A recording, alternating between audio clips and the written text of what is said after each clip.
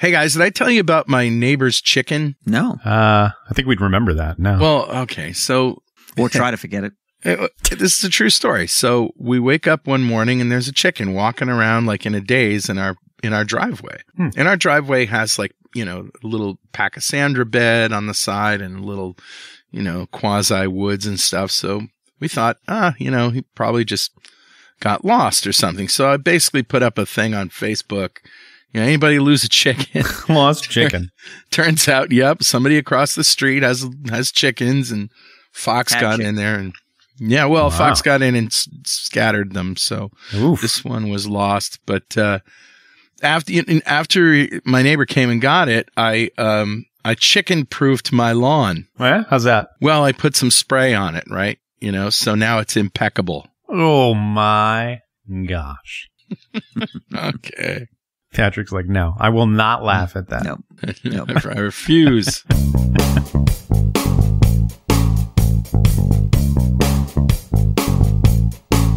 All right, guys, kind of a short show today.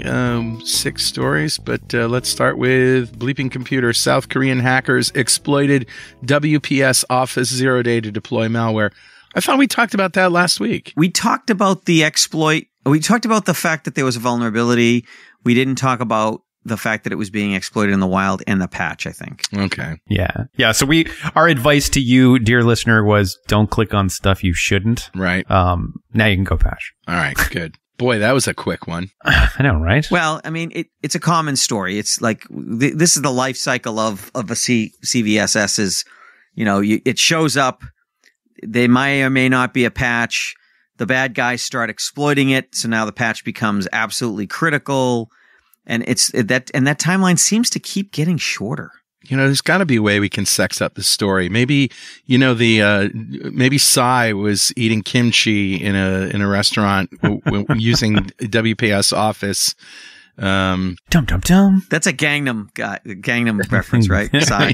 Yeah, Psy. Yeah. Are you on a first name basis with Gangnam Style? I know. I think the whole world knows Psy. Yeah. Yeah. All right, so next story. Hackers inject malicious JavaScript in Cisco store to steal credit cards and credentials. What happened? Yeah, this one's interesting. There's a couple pieces here that obviously Cisco hasn't released as to a little bit more detail as to what's going on. So we do know that on the store there's some malicious JavaScript. Mm-hmm. We do know that malicious JavaScript will use an AJAX query to start pulling information and pushing information with posts to a remote site. So we should probably tell people what AJAX is. Yeah, it's asynchronous. So that's all it means, asynchronous JavaScript in XML. But it was back when people... Yeah, it was a very cool technology when it first came out. Yeah, it's back when XML was actually a thing. It's a data format. But just remember, it's asynchronous. It's a fire and forget. So instead of making a request to a website and then waiting for the data to come down, you basically just send off a request, and if it has something to send you, it calls you back. It's like, yeah, I'll call you back. Google Maps is like the best example ever. And I think the first place it was actually designed for.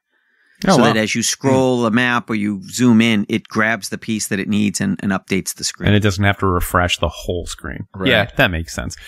So what's interesting in this is for merchandise.cisco.com. So usually it's not if you're buying like a Cisco switch or a router or something along those lines. It's like if you're buying a hat or a t-shirt. Like it's like merchandising. You're getting merch. Yeah. So it's more like employees or really big fangirls of Cisco will go and buy clothing or whatever that says Cisco on it. The Cisco merch.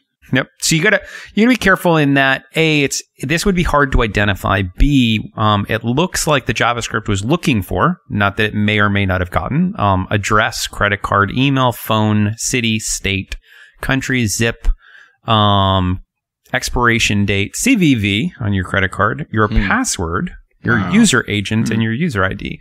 So potentially all that information could have been grabbed from the form when you purchase something, and it would be submitted to this remote site. So you want to be careful. So that would be pretty severe if that happened. Is there a severity level? Is there a score? On this one? Let me look. This one, critical, 9.8. Critical base score. Yeah. Okay. Now, based on your assessment of this, Dwayne, what would the STW contagion score be? Well, that is a great question. So I started digging into this exploit. Right now, like we said, Cisco hasn't announced how the exploit happened. But they do, the researchers on the internet believe it's what's called the cosmic string attack. Okay. Cosmic string attack happened. It was against Carl Sagan. That sound you were hearing was the look on my face. Cosmic string. So the cosmic string attack is in essence, you take in the URL, you can pass in parameters in the query string. And in certain Adobe commerce shops, so if you're using Adobe as your platform for commerce, for selling online, you could pass in different IDs base 64'd. That could be your URL and the strings or whatnot you wanted to either push or pull. So you could actually pull any file off of the hard drive, or you could push files to the hard drive, that sort of stuff. By base 64'd, Dwayne means encoded as a base 64 string. That's how you can take binary data and send it. Gotta love when a protocol is used as a verb. Yeah, it was base 64. Oh, base 64. Like TCP, I P'd it. Look at me MD5 that. I ARP the hell out of that. I fifth geared my car today. So needless to say, there was this exploit, Cosmic String. Adobe already has a workaround for it immediately, and then had a patch for it. The speculation is that the Cisco shop was exploited using the same attack, the Cosmic String attack, which would have allowed them to modify the pages on the site. And that's how they were able to upload this code through the content management system, the CMS. So it's not like your computer, you clicked on something you shouldn't have. Right. It's not like all of Cisco was compromised. It just looks like their merchandise store may have been susceptible to this Cosmic String attack. All right. So there really isn't a contagion. It's a contagion score of 0, right? Yeah. Because nobody's going to get it. It's not going to spread to you. It was exploitable over the internet. So that raises it a little bit, but honestly, if you're buying hats from Cisco, that's maybe watch your credit card. I don't know. By the way, I'm getting a lot of mileage on telling people about skimmers and how they can detect them. That little tip that you gave us about, just put your fingers around it and try to pull off the mask or whatever. That's invaluable. Yeah. Like I said, every time I use that, any credit card tap or slide, I will try and pull on the face of that device just to see if it pops. Yeah. I've made some new friends, and now people email me all the time and ask me to fix their printer. So thanks for that. Anytime. You're not a real techie if people don't ask you to fix their printer. Right. Yeah, right. It's like a badge of honor. Right. Okay. Next story. Google backports fix for Pixel, that's their phone, EOP flaw to other Android devices. What's the EOP flaw? EOP is an escalation of privilege. So, we in the biz call it PrivEsc, right? And we base 64 things. Yeah, it wasn't, but it wouldn't be a tech field if we didn't give it an acronym, right? So apparently it's EOP, escalation of privileges. So that means a regular user can become a super user or an administrator and then have free reign of the system. Yep, exactly. If you get a foothold, it allows you to turn it into a nice little 3-bedroom on the device. With room service. Right? The thing that hit me about this, picket fence, hit me about this is it looks like a good story, but it shows that there's a 2-tier system here. The Pixel is the Android phone from Google, and it runs Android. Yeah. But there's lots and lots and lots of other Android devices that didn't get this update because they're not Google. Right. And so that's the problem with Android. Android's biggest problems include the fact that security is important to Google, I think, but they're not as maniacal about it, or haven't shown themselves to be as maniacal about it as the Apple people have. Right. The other problem is there's lots and lots of devices that aren't made by Google, and Google doesn't share, as far as I know, a a roadmap on Android that's far enough out that I can buy in a device from Samsung or someone else and know that it's going to always be capable of taking the updates that happen over time. Yeah. So isn't Samsung like the largest supplier of Android phones? I think they might be. Yeah, Android phones. And I believe they are, but they're still not Google. Yeah, but they're not. That's it. Yeah, and it's still like Android is everywhere, right? Right. TVs, you have your Android TVs, you have dishwashers, refrigerators, whatever. There's lots of devices that are running Android out there, digital signs. So, all right, I got a pop quiz for you guys. Okay. Are there more Android devices in the world than there are people? True or false? Oh, that's got to be true. It's got to be true because Carl says true. Patrick, what do you got? I would say so, yeah. because of all the devices. There's in my home where 2 people live, there's probably 10 or 12 devices that use Android. I think in the United States there's more guns and cars than people, so I think it's easy. You think Android devices? Patrick has most of them. I think that shows just how techie the three of us nerds are. Yeah. Actually, there are 8 billion people, ballpark, in the world, and there are 3.3 billion Android devices. So there are less Android devices, but us nerds would have bet the other way. I personally thought it would have been the other way. I think it's because a lot of the firewalls and other set-top devices are not Android. I think a lot of people might think that SCADA devices are Android or robotic devices are Android, and they're not. Yep. Maybe Android really is for things that have a user interface, perhaps, and then all those other embedded systems are just some flavor of Linux. I would have thought because of the number of TVs that that's where they would have caught up. Nope. Okay. Wow. Oh, well, I could ask how many TVs do you think are in a normal house, but you might skew it. Yeah, well, we probably do. You could have to tell me which continent. The continent of Patrick Hines. That house, that estate, eight in a square acre. Island. 8 per square acre. Does your house have a name? I mean, are monitors TVs? Because that's Does your house have a name, Patrick? Like Fort Hines or something like that? Oh my God! Yes, the land of no return. No. Well, there you go. Well. That's your factoid for today. Less Android devices than people on the planet.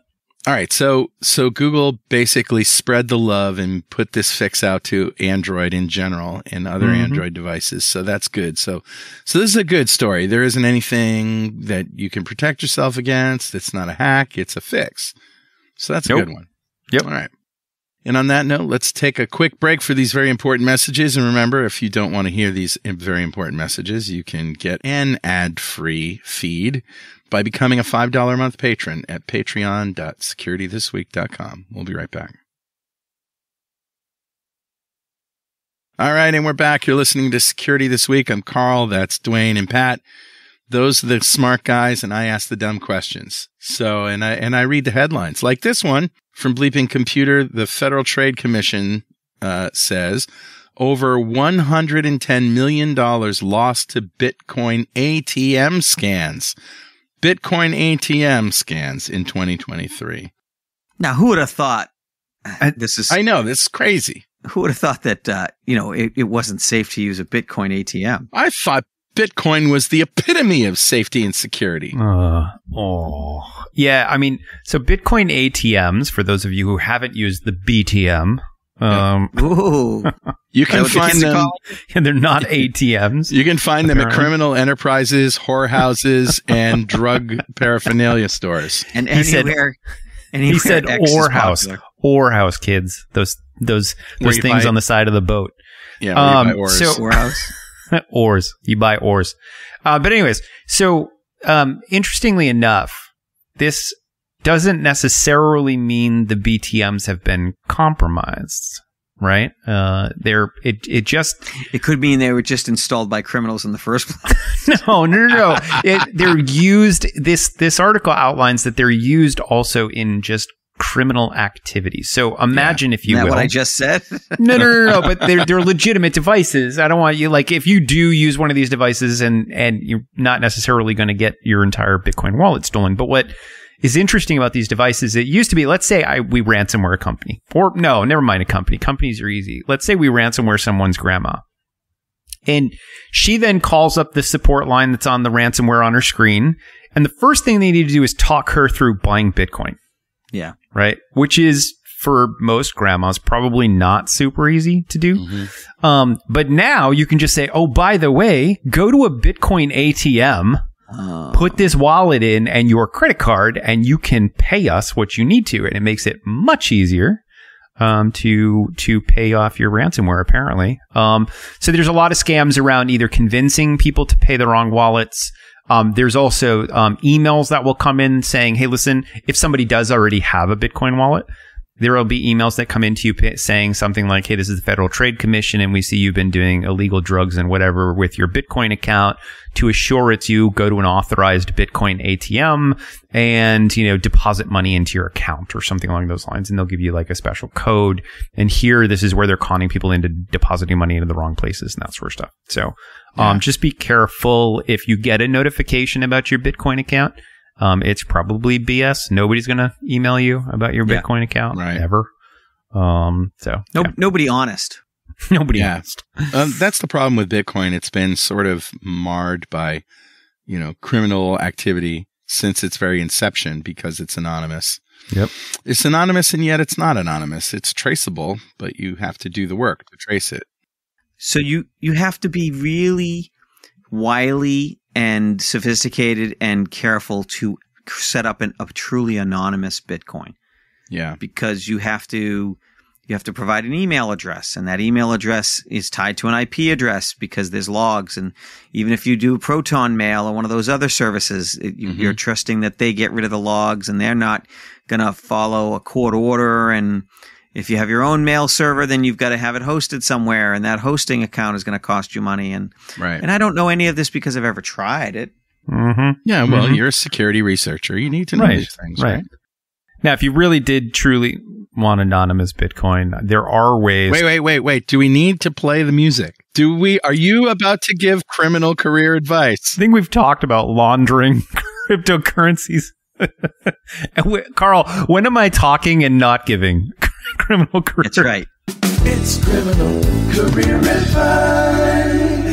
Hey, kids. If you're looking to launder your cryptocurrencies, use things like Monero, where it's a group buy and nobody knows where the money's coming or going. You truly are an evil person.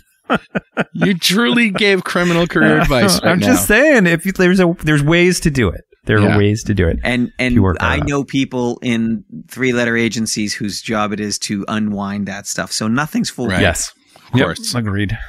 How many times has Dwayne gotten that phone call from the CIA saying, Dwayne, was that you? And he is, oh, sorry, that's me. I give him the nod. Sorry. We have gotten calls from agencies, from people at agencies saying, what the hell did you do? I just went through my security clearance and they said I know you, and that's a problem. Yeah, that was weird. I'm sorry, that was me. No names, but yeah, that was Hey, Carl, if there's a country in the world that thinks you're a bad person, apparently, it's a bad thing to be. Was it Carl? Was it Don Swissnelli and Carl that were presented at that event that got you in trouble? It was. Yeah. Me. More for that off of it. It was mobile days. But there's a country I will not visit because Asia. I don't think I'd leave. Well, I know you must be talking about some other Carl because I've never been to Asia. Should I even say that? No, we were. No. That we did a mobility days at Microsoft in Waltham. And my lecturer actually got me in trouble with a foreign government, and because he did an app that could be considered a negative app because it was a ticket scalping. It was just a scenario, right? But then, needless to say, right? Yeah, what's wrong with them? Oof. But they put him on a list, and then I was people on a list who were for a while. known associates couldn't get clearances because they knew me. What is that game you play with your friends that's like 3 things you don't know about me? Russian roulette? I think you would. I can tell you about that time I almost got shot. You would win for another show. Okay. Next one, Zyzl. Zyzl? Isn't Zyzl that owl that talks about sleep medicine? Isn't that Zyzl? No, it comes with the name of the Tootsie Roll owl. How many? I'm going to look that up. Does I'm it gonna look take that up. to get to the center of a Tootsie Roll? Isn't there a motto like "Sleep well with Zyzep"? Oh yeah, it totally sounds like a pharmaceutical. Yeah, doesn't you're it? probably Zyzol. right. You're probably right. All right, so the headline, Zyzol, that's Zyxel, warns of critical operating system command injection flaw in routers. I hate command injection flaws. Especially critical one. I love how it's like it warns of critical command injection flaw without an S, but then when you scroll down, it's like it's these 19 series and this problem and these 19. There's like 25 listed CVEs here. You're like, where's the S on that flaw, buddy? You know, I think that whole critical is not needed because any kind of command flaw is pretty critical. Yeah, that's true. That is true. So, I mean, these devices, these are like Wi-Fi routers, home firewalls, that sort of stuff.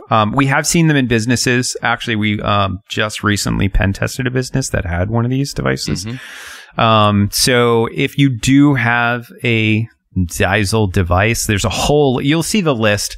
We'll put the link up with this show, but there's a whole list of issues, and it is widespread. There's CGI denial of service and post-authentication command injection through CLIs, and there's command injection inside of the IPsec VPN. I mean, it goes on and on and on. So okay, so what's the bottom line for Zyzol users? Unplug it, set it on fire. No, actually, there's there's a patch. You can go out and patch it. Most people don't think about patching their routers and switches and firewalls unless they do it automatically. Will this patch fix this flaw or all the other flaw?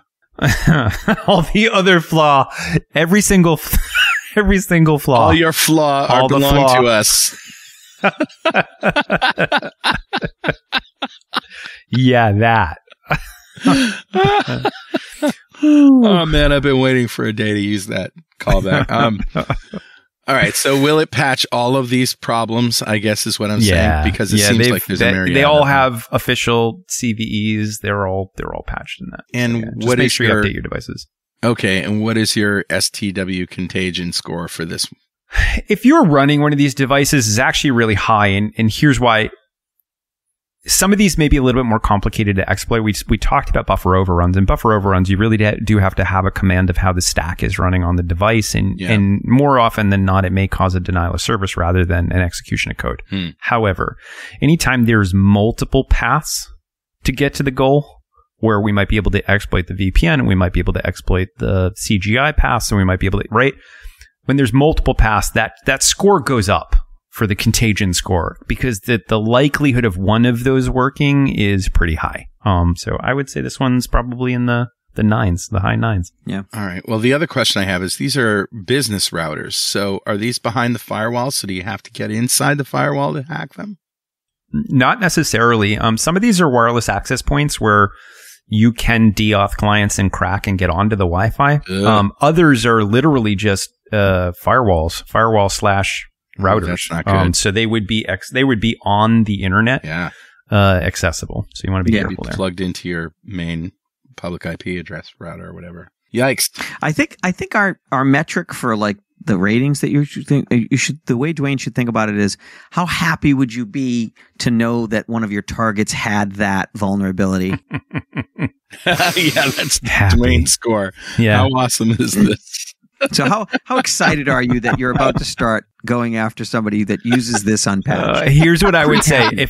If they were running this, I would be pretty happy. If they were running, say, Ubiquity access point, I'm looking at other places. So I think what you're saying is the Dwayne happiness score has an inverse relationship to the CISA score, and the STW contagion score. 100%. I'm not quite giddy with this one, but pretty close. Pretty close. We're going to have to come up with whatever that score is. I'm going to get t-shirts made with the Dwayne happiness score from really sad to giddy, maybe. Right. Okay. And is this our clickbait? Do we really don't have clickbait? Yeah. We do. Oh my God. This is clickbait. This is wicked clickbait. Researchers find SQL injection to bypass airport TSA security checks. Right. Hello. Yeah. You want to be crew? Now you're crew. This could have helped me when I was on that list. Yeah, I know. This would have put you back on the list Man, if I had only known. Yeah, this one's pretty sizable. This is interesting. So Wow. researchers discovered there's an application that some airlines use called FlyCass, CASS. And it allows crew to find like a jump seat. So for those of you who haven't watched Catch Me If You Can, a jump seat is, the airplane, you have your pilot and co-pilot, and usually there's a seat right behind them. Or Right. there's an empty seat next to some of the flight attendants. Right. And you can, if your crew going from, Denver to Seattle, you can sit in one of those jump seats. It doesn't cost you anything because the plane's going that way anyways. Right. And that's how they move crew around. Well, you can see the crew. You can see the crew during takeoff and landing. They usually sit in a jump seat that's pretty close to the cockpit. Right. Sometimes, and most of the time, it's outside the cockpit, right? Yeah. Yes. Yeah. So they just So now fold in it this down, they particular sit there. case, if you've marked yourself as crew, you could potentially have a different path through TSA, right? You get sped through TSA, there's less checks and All that right, sort of so stuff. I gotta ask, like, what is the mechanics of this? Because it's not just like, you can't just like log into a computer and then print out a pass, get a uniform, walk in, walk in up through the gate and flash your pass and okay, sir, right here. Like, there's so many things that can go wrong here. How does one actually pull this off? So let me walk you through it. We've already pretty played the simple music. We've already played the music. So I know. No, you can't actually, it's double just, dip. it's literally it's a website on the internet. You can we'll post the article. You can go to this website and log in, maybe through SQL injection, maybe Okay. not saying. So and when then you check in, do they create say, yourself as a crew member. You have to set up an account for yourself Yeah. there. You have to basically, so your name is on the list. It's like TSA pre. Yep. All right. So did they say when you check in, oh, Mr. LaFlotte, go right in, you're crew. I would, Even though I would- you're wearing your Lacoste shirt and your Bobos and your Yes. chinos. yeah, because you may still be crew flying to somewhere else and then getting dressed up for Oh, so your you could be in your civilian piloting gig, skivvies, yeah. but still Yeah. be crew and therefore have the advantage of 100%. crew Now, status. according to the TSA, for those of you who now may be worried about flying, By the way, according TSA to- stands for toothpaste stealing assholes. that, according to the TSA, although you know what, I've met some really nice TSA agents. I have like to. Yeah. one of the times I flew, I had used my backpack. We went camping, and I forgot there was a knife in my backpack. And Oh, God. and the TSA agent, she looked at me, she just holds it, and she goes, "Really?" And I was like, "I'm sorry." You can know what throw they that- pinged me for once? A freaking wine bottle opener. Wow. A wine bottle opener. It's They dangerous. stole it from me It's because dangerous. it had a little half inch blade the on foil cutter. the foil cutter. It's like a half an Yeah. inch. Yeah. What am I going to do? I stab somebody. gonna they're do with gonna half an inch, Carl? They're going to What are look you gonna like, do? really? Like your reaction. Really? Is that all you got? Put a Band-Aid on it. You go back to work. I'm telling you, it's dangerous. So TSA does say, by the way, in this article that they do have other procedures in place that this would not have allowed somebody through the line. However, still dangerous to be marked as crew if you're not. Still no bueno. Still no bueno, gonna get fixed. But TSA says, don't worry, if you test this out, we will give you the beatdown. We will give you the rubber glove treatment. Yeah, you'll get put up in the finest institutions. It's kind of what you were looking for anyway. But you I know? think the headline is it's SQL injection. Yeah. Still. Well, it amazes me every time we talk about SQL injection. It just Yeah. blows my mind. It's kind of like polio. New case of polio discovered in Florida. Really? I thought we had eradicated polio. Didn't we do that already? Not in Florida. Where was that last one holding out? The Not hell? Florida. Measles. What's yeah, next? Right? What's next? Spanish flu. What? Right.